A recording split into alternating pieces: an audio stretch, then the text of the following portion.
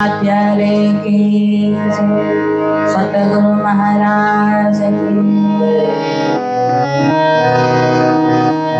तुम चलो आगम के पार हो मेरी वासना, हो मेरी वासना।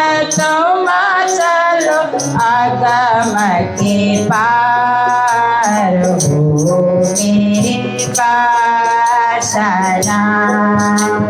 आगम पार पार पार, आगम पार पार पार। कहाँ है तेरो करार, तो देखने जदरवार अपना सूरत एही सम्मान। तो देखने जदरवार अपना सूरत एही सम्मान। तुम चलो आगम के पार हो मेरी वासना। तुम चलो आगम के पार हो मेरी वासना।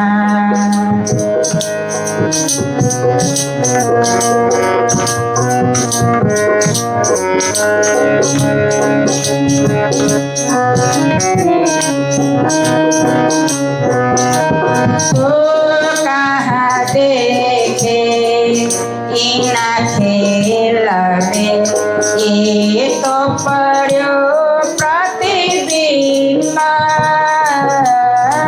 तो कहाँ देखे इन खेल में, ये तो पड़ो प्रतिबिंब। प्रपंच मिल सब, प्रपंच मिल सब। खेलत सुरत के संग हो मेरी वासना। खेलत सुरत के संग हो मेरी वासना। ओ मेरी वासना, तुम चलो आगम के पार हो मेरी वासना।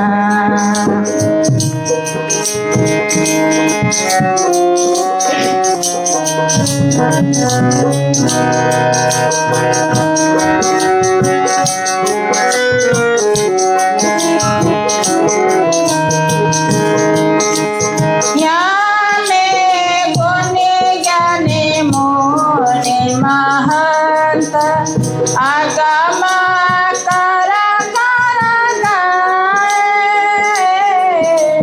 याने गुणे ज्ञाने मोने महंत। आगम कर कर गाए, सुने सीखे पारे पंडिता। पार पाए ना कोई, सोने सीखे पारे पंडिता। पार कोई ना तुम चलो आगम के पार हो मेरे वासना। तुम चलो आगम के पार हो मेरी वासना।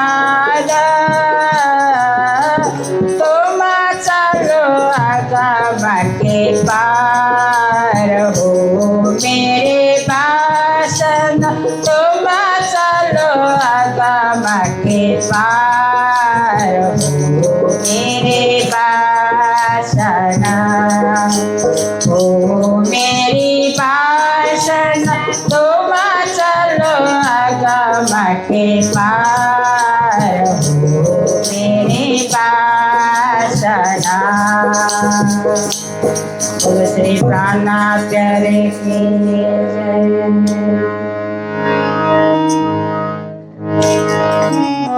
क्या बल के सिकायर माया को जो गए सागर में रल, सामे पूर जो चढ़िया होसी, सो के सीती खाई मुँह जल, सो के सीती खाई मुँह जल। बोलो कृष्ण कन्हैया लाल की, श्री निजानंद स्वामी की, श्री प्राणनाथ प्यारे की, महारानी बाईजुराज की, महाराजा छत्रसाल की, गुरुजी मंगलदास महाराज की, श्री कृष्ण प्रणामी धर्म की, तीनों पुरी धाम की, सर्व सुंदर साथ की, कै साख धनिये जगाइया प्रणाम। उपस्थित धर्म प्राण शिरोमणि सुंदर साथ जी, माताएं बहनें भाइयों, ब्रह्म ज्ञान रसधारा रस चर्चा जो नित्य प्रति हम लोग श्रवण कर रहे हैं, उसी का आगे का प्रसंग आप सबके बीच प्रस्तुत किया जा रहा है।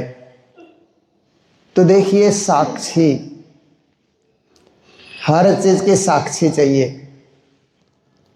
बिना साक्षी कुछ नहीं होता है। आप कोई कानून में आप जाते हैं तो साक्षी बहुत जरूरी है, एविडेंस बोलते हैं उसको, प्रूफ। तो किसी ने पुलिस में जाकर के या अदालत में जाकर के शिकायत की कि इस आदमी ने मेरे साथ ऐसा व्यवहार किया, तो बोलते हैं इसका प्रमाण क्या है, साक्षी क्या है, देखने वाला कौन है। साक्षी के बिना वो केस जीत नहीं सकता है। साक्षी हो और साक्षी लोग भी कहें हाँ हाँ ऐसे किया ही है इसने, तो जीत जाता है, नहीं तो हार करके आता है। तो हर जगह साक्षी की जरूरत तो है ही है, आप कहीं भी। तो ऐसे ही कोई प्रवचन आप कर रहे हैं, कोई न्यूज़ सुना रहे हैं, जैसे आप देखिए कि न्यूज़ के कितने सारे चैनल होते हैं ना, समाचार सुनाने वाले, उनका काम है केवल समाचार सुनाना, 24 घंटे समाचार ही सुनाते रहते हैं। देश का समाचार, विदेश का समाचार, दुनिया में क्या हो रहा है, कभी कभी ब्रह्मांड में क्या परिवर्तन आ रहा है, वातावरण में क्या परिवर्तन आ रहा है, खेल जगत है, सिनेमा जगत है, आदि इत्यादि का समाचार दिन भर सुनाते रहेंगे, 24 घंटे, 24 आवर्स न्यूज़, ऐसा करके चैनल का नाम होता है ना।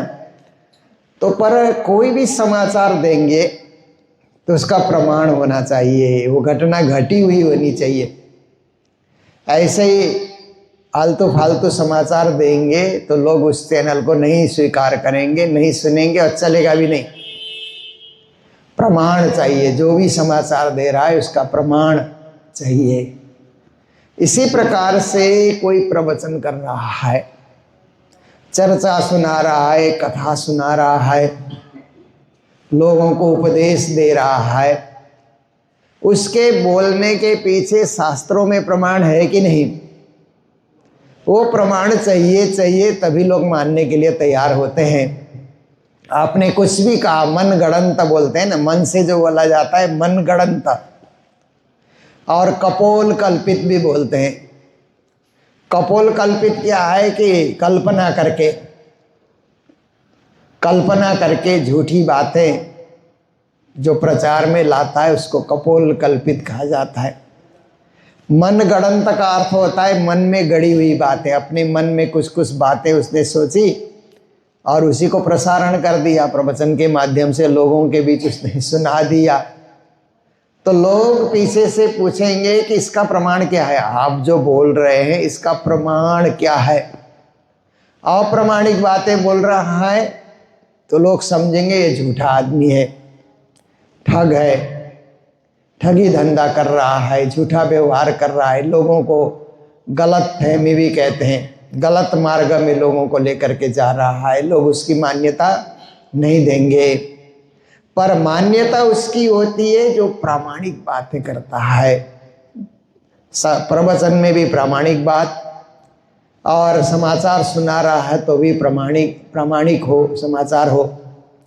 क्योंकि कभी कभी कुछ लोग बीमार हो जाते हैं ना, तो एक वर्ग पहले से फूंकना शुरू कर देता है कि वो मर गया ऐसा करके।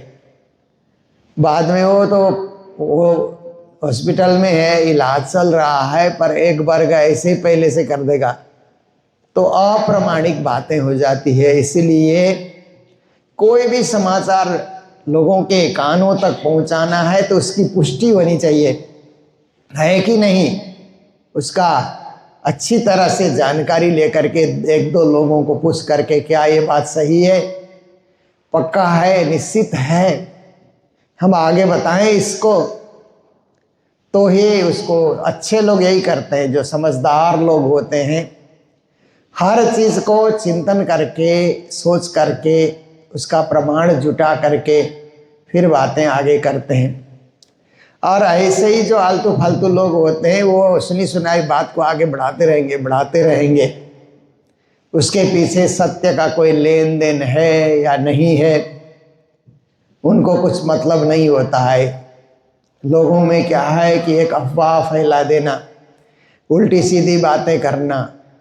प्रवचन में भी ऐसा होता है कि कभी उल्टी सीधी बातें लोग सुना देते हैं। इसके लिए अध्ययन जरूरी है, प्रमाण जुटाने के लिए अध्ययन जरूरी है। जैसे वकील लोग होते हैं तो कानून के बहुत सारी किताबें लेकर के बैठते हैं ना, वकील के ऑफिस में आप जाइए तो सैकड़ों कानून की किताबें वो लोग रखते हैं, प्रमाण है, उसको देख करके फिर वो लोग केस को आगे बढ़ाते हैं। इसी प्रकार न्यूज़ चैनल वाले हैं, समाचार प्रसारण करने वाले हैं, तो उनके पास भी प्रमाण के लिए सब कुछ रखा हुआ रहता है। ऐसे ही हम लोग धर्म प्रचारक हैं तो हमारे पास भी प्रमाण होना चाहिए। प्रमाण कहाँ से जुटाएंगे? इसके लिए रोज पढ़ते रहना, वाणी पढ़ना, गीता पढ़ना, भागवत पढ़ना, वेद वेदांत और धर्मशास्त्र को जितना हो सके रोज अध्ययन करने से प्रमाण जुट जाता है। हाँ, यहाँ भी ऐसा लिखा है, यहाँ भी ऐसा लिखा है। और रोज जो अध्ययन नहीं करता है वो क्या कहेगा कि वाणी चर्चा करने बैठा तो वाणी की बातें बोलता जाएगा। इसका प्रमाण गीता में भी है, इसका प्रमाण भागवत में भी है, इसका प्रमाण उपनिषद में भी है, प्रमाणित नहीं कर सकता। तो प्रमाण बहुत जरूरी है। उसी को प्राणनाथ जी महाराज वाणी में साख कहते हैं, साक्षी। साक्षी कौन है? जैसे किसी को आप उधार दे रहे हैं, आपके पास पैसा है, कोई उधार मांगने आया तो आप उधार देते हैं तो एक लेखा पढ़ी, कागज में एक लेखा पढ़ी होती है ना कि इस आदमी को उधार दिया जा रहा है। फिर उधार लेने वाला भी सही करेगा, देने वाला भी सही करेगा, फिर दो आदमी को साक्षी भी रखा जाता है। कभी वापस नहीं किया तो साक्षी लोग भी बोलते हैं ना कि हाँ इसने उधार लिया था, लौटा नहीं रहा है, प्रामाणिक चीजें हो जाती है। तो प्राणनाथ जी यहाँ साख शब्द दे करके साक्षी की बातें कर रहे हैं। दे साख धनिये जगाइया, कहते हैं हमारे धनी श्री देवचंद्र जी महाराज ने नौतनपुरी धाम से जो ये धर्म का प्रचार किया, निजानंद संप्रदाय, निजानंद ज्ञान का उन्होंने विस्तार किया, परब्रह्म परमात्मा की भक्ति बताई, तो प्रमाण के साथ भागवत का प्रमाण है, गीता का प्रमाण, उपनिषद का, क्योंकि सदगुरु महाराज ने 14 साल तक जो भागवत सुनी उसमें कई वेद वेदांत शास्त्रों को भी समावेश करके कथाकार जो वहाँ पर भागवत सुनाते थे, कान्हजी भट्ट, वो अनेक प्रमाणों के साथ भागवत सुनाते थे। आजकल भी जो भागवत सिखाने वाले होते हैं वृंदावन में, उनसे भागवत सीखने जाइए तो भागवत में जो बात कही है और ग्रंथों में और पुराणों में कहाँ कहाँ है, प्रमाण जुटा करके वो लोग पढ़ाते हैं। ऐसे ही देवचंद्र जी महाराज ने जब कथा सुनी तो 14 साल इसलिए लगे, नहीं तो 1 साल में ही पूरा हो जाता। 14 साल एक ही कथा को सुनने का अर्थ क्या है कि उसके साथ विश्व भर के ग्रंथों में कहाँ कहाँ प्रमाण है उसकी भी तलाश करना। तो जब श्री कृष्ण प्रणामी निजानंद संप्रदाय की स्थापना हुई, सदगुरु महाराज ने नौतनपुरी से जब प्रवचन शुरू किया तो प्रमाण दे दे करके दही साखे धनिये जगाया, कैसे आत्मा जाग सकती है, इसके लिए क्या प्रमाण दिया जा सकता है, कौन सा दृष्टांत, कौन सा उदाहरण, परख परख करके सदगुरु महाराज ने हमें जगाया। दही विद विद की शुद्धा, कहते हैं तरह तरह से उन्होंने शुद्धि भी दी, शुद्धि बुद्धि कहते हैं ना, अंतर की चेतना, जागृत चेतना को शुद्धि कहते हैं, जागृत बुद्धि को भी सद्बुद्धि कहते हैं।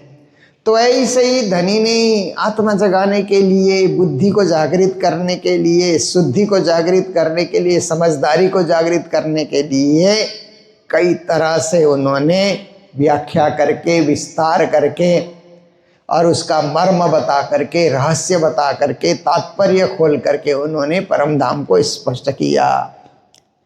भांत भांत दई निशानियाँ, और उन्होंने हर एक चीज़ की निशानी देना, ये ऐसा है, ये ऐसा है। जैसे परम धाम बताते हैं तो परम धाम का 25 पक्ष कैसा है उसके लिए भी सदगुरु ने प्रमाण दिया, और कई कई उदाहरण संसार के भी दिए जाते हैं, क्योंकि परम धाम में फूल बाग है, ऐसा जब कहा जाएगा तो संसार के फूलों का उदाहरण दिया जा सकता है, तभी तो लोग समझेंगे।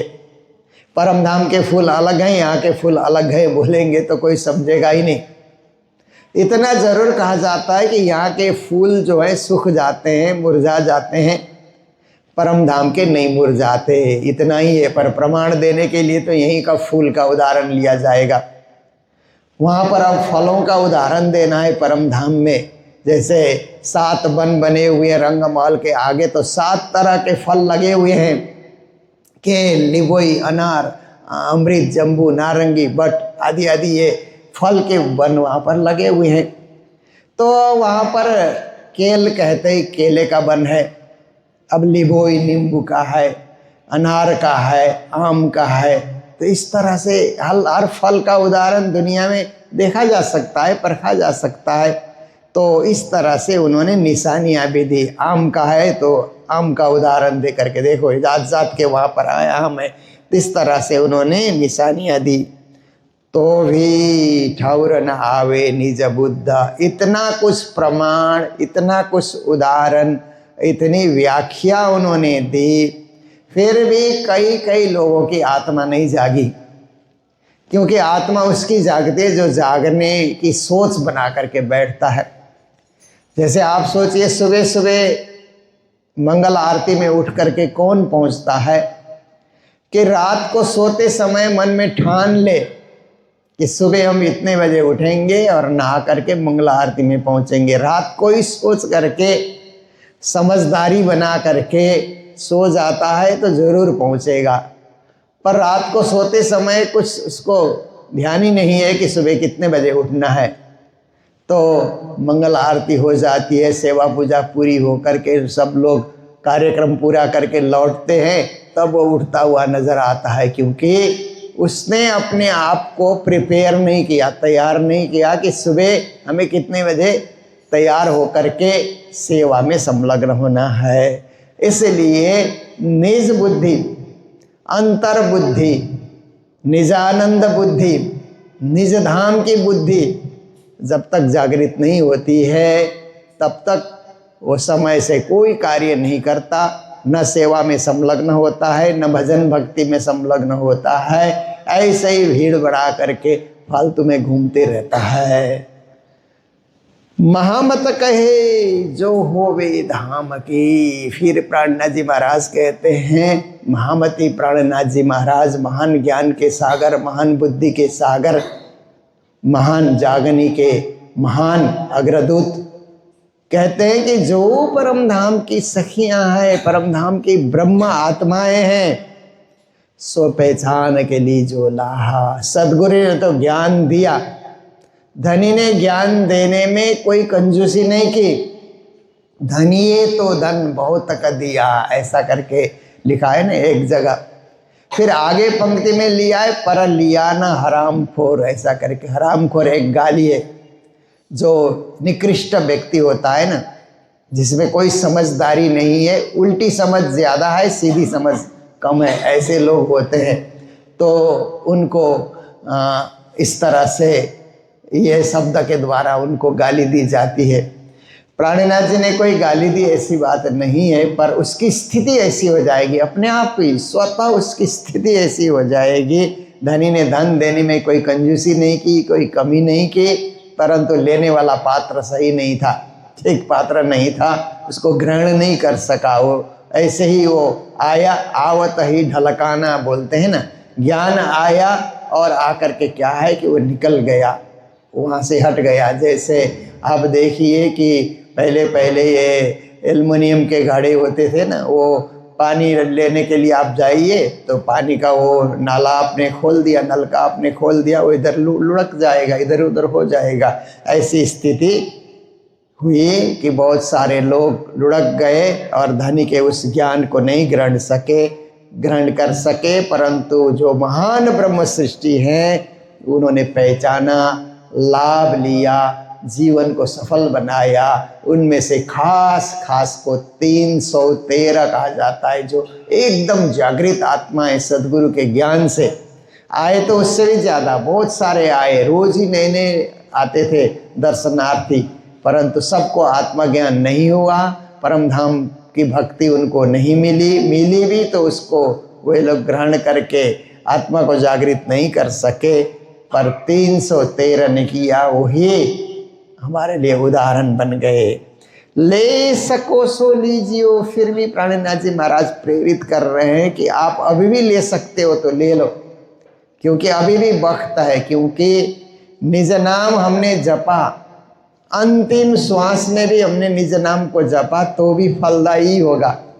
राज्य का ज्ञान ऐसा है कि आप देखिए कि आपने सुबह सुबह आपने राज्य का प्रसाद चरणामृत लिया, चंदन लगाया सो लगाया, कभी भूल गए या यात्रा से आते हुए विलंब हुआ, समय से आप नहीं पहुँचे, जब पहुँचे तब लगाइए, जब पहुँचे तब लीजिए ना। क्योंकि सुबह हमने नहीं किया ऐसे करके पछताने की बात नहीं है। जब जागे जब सवेरा कहते हैं, जब आप समझोगे, जब आप जागोगे, जब आप जानने के योग्य बनोगे तभी आप कीजिए, फिर भी उसका भी फल मिलेगा। इसलिए ये ब्रह्म ज्ञान है, कभी भी आप थोड़ा भी ले सको सो लीजिए, थोड़ा से थोड़ा, कम से कम भी आप लेंगे, फिर ऐसा ना आवे समैया कहते हैं जो समय आज है, अभी है, इस वक्त जो समय आया हुआ है, ऐसा समय लौट कर नहीं आएगा, ऐसा जीवन लौट कर नहीं मिलेगा। ये जीवन छूटने के बाद पता नहीं कौन सा जीवन मिले, मनुष्य का ही मिले या न मिले। जानवरों का जीवन मिले तो क्या करेंगे, जीवन तो मिला है परंतु जानवर का मिला हुआ है। मनुष्य का मिला तो भी ऐसे क्षेत्र में आपका जन्म हुआ कि जहाँ भक्ति भजन कुछ होता ही नहीं है। या मनुष्य का जीवन मिला, आहार शुद्ध नहीं, ऐसे घर में जन्म हो गया, क्या करेंगे। इसलिए आज आहार भी शुद्ध, विहार भी शुद्ध, विचार भी शुद्ध, व्यवहार भी शुद्ध, सब कुछ शुद्ध ही शुद्ध, सब कुछ उपयुक्त हो गया। इसलिए प्राणनाथ जी ने जोगवाई करके कहा, सब कुछ उपयुक्त, जहाँ जैसी जरूरत सब कुछ हमें प्राप्ति है। मंदिर है, सत्संग है और सुंदर साथ का समागम है, संत गुरुजनों का समागम है, मेला उत्सव भंडारे होते रहते हैं। आत्मा जागने के लिए बहुत अच्छा एक क्या है वातावरण बन चुका है। ऐसे समय में किसी ने लाभ लिया सो लिया, नहीं ले सका तो जन्म जन्म तक वो पछताता रहेगा कि हाय सुंदर अवसर हमने गंवा दिया, अब लौट कर वो अवसर आएगा ही नहीं। पर पीछे पछतावा क्या करे, जब गया समय चला। इसी प्रकरण में श्री जी महाराज ने एक चौपाई में कहा, पीछे पछताने से क्या होगा, समय जब निकल गया, कुछ नहीं हो सकता है, कोई उपाय नहीं है। इसीलिए समय रहते जागना, समय रहते सचेत होना, समय रहते कार्य करना, समय रहते भजन भक्ति करना, सेवा सुमिरन करना, राज्य के चरणों में अर्पित बने रहना, यही जीवन का अर्थ है, यही जीवन का लाभ है और यही जीवन का सत्कर्म है। फिर ऐसा ना आवे समय, ऐसा समय फिर नहीं आएगा। तो एक प्रकरण, ये 15 चौपाई का जो प्रकरण है, कई दिनों से हम लोग सुनते आ रहे थे, क्योंकि वाणी चर्चा मैं जब कालिम्पोंग में होता हूँ, सिलीगुड़ी में या इटहरी में या और अन्य स्थानों में मैं होता हूँ, तो वाणी चर्चा के जो परंपरा चल रही है 4 साल से यूट्यूब के माध्यम से हम लोग दिखाते हैं, उसी परंपरा को जारी रखते हैं। परंतु बीच बीच में महोत्सव आ जाते हैं, वार्षिक मेले, कहीं कार्यक्रम, कहीं पंडाल में प्रवचन, कहीं बाहर कोई संबोधन होता है, तो उस दिन वाणी चर्चा करने का अवसर नहीं मिलता। पर वो भी हमारे जो श्रोता हैं, जो जुड़े हुए हैं, व्यूअर हैं, उनको हम दिखाते रहते हैं कि कहाँ मेला हो रहा है, भंडारा हो रहा है, क्या हो रहा है। तो ऐसे ही आज हम श्री कृष्ण प्रणामी मंदिर मुक्तिधाम इटहरी, जो गुरु महाराज ने संपूर्ण और मंदिर बनाने के बाद अंत में इस मंदिर को उन्होंने निर्माण किया, तो सबसे लास्ट मंदिर गुरु जी के जीवन का। पर ये इतना विशाल बना, ये इतना व्यापक बना, इतना बड़ा बना है, लगता है कि ये वर्षों से ये खड़ा था, ऐसा हमें अनुभव होता है।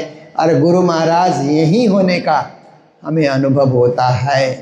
तो गुरु महाराज की जन्मभूमि तो मेलबोटे है, हम लोग वहाँ भी होकर के आए वार्षिक मेले में। कर्मभूमि उन्होंने कालिम्पोंग को केंद्र बना करके पूरे भारत में उन्होंने जागनी की। फिर उन्होंने सोचा कि मेरी जन्मभूमि है नेपाल, यहाँ भी कुछ करना चाहिए, अच्छा काम करना चाहिए, ऐसा उनका विचार आया। तो इटहरी में उन्होंने प्रारंभ किया, जो कृष्ण प्रणामी मुक्तिधाम गुरु जी का दिया हुआ नाम है। हमेशा फलता फूलता जा रहा है, आगे बढ़ता जा रहा है। और यहाँ पर मंदिर के साथ वृद्धाश्रम तो चलता ही है।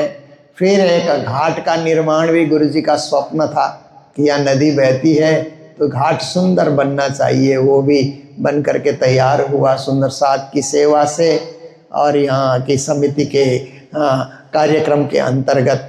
फिर एक हॉस्पिटल का स्वप्न आया कि गुरु महाराज समाज सेवा में सदा संलग्न रहते थे, तो यहाँ पर एक हॉस्पिटल हो, MRS प्रणामी हॉस्पिटल। देखिए ऐसे इस हॉस्पिटल के स्थापना यहाँ पर हुई और उसको सुव्यवस्थित रूप से चलाने के लिए, सुंदर रूप से चलाने के लिए एक कार्यक्रम यहाँ पर किया जा रहा है। और वह है वाणी चर्चा एवं श्रीमद् भागवत कथा। और इस कार्यक्रम में विशेष करके इटहरी के जो श्रद्धालु लोग हैं, जो मंदिर से जुड़े हैं, वो तो आते ही हैं, पर जिन्होंने मंदिर भी आज तक नहीं देखा या हमारे समाज सेवा कार्यक्रम से नहीं जुड़े हैं, इटहरी क्षेत्र में ही, इटहरी के आसपास ही रहते हैं, उन सारे भक्तों को, उन सारे श्रद्धालुओं को, उन सारे धर्म के आचरण करने वालों को आमंत्रित किया गया है। तो आज शोभा यात्रा के साथ फिर वो कार्यक्रम शुभारंभ होना है। कल से कथा चर्चा प्रारंभ होगी। तो यही विशेष कार्यक्रम यहाँ पर होने जा रहा है, जिस कार्यक्रम का प्रसारण भी हम लोग YouTube प्रणामी मीडिया चैनल से करते ही रहेंगे। तो अभी चर्चा का समय यहीं पूर्ण होने आया है, इसलिए जय जयकार करते हुए अभी के प्रसंग को विराम दे रहे हैं। बोलो सतगुरु महाराज की, श्री प्राणनाथ प्यारे की, सर्व सुंदर साथ की। महामत कहे जो होवे धाम की, सो पहचान के लिए जो लाह, ले सको सो लीजियो, फिर ऐसा ना भी समाया, फिर ऐसा ना भी समाया। बोलो श्री प्राणनाथ प्यारे, श्री धाम के धनी की प्रणाम।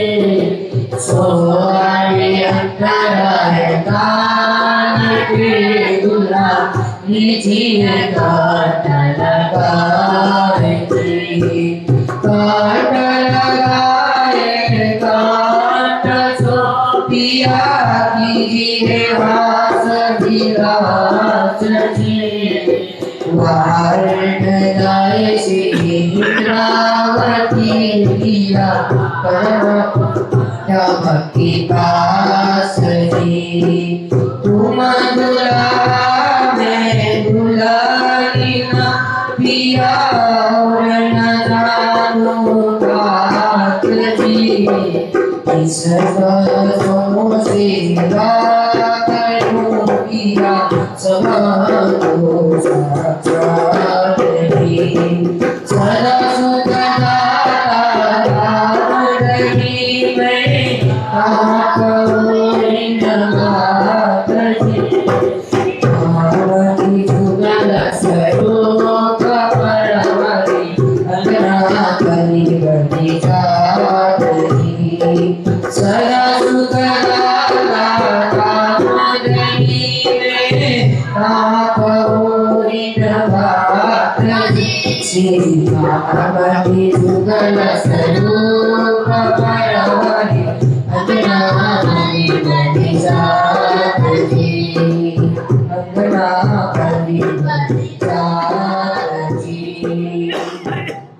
बोलो श्री राधारणी ये सारी दुनिया सजे दोनों के प्रीत से, ये सारी दुनिया सजे बंसी का दर्द मगर, बंसी का दर्द मगर मीरा के मन में जगे रे, मुरली की हर तान पे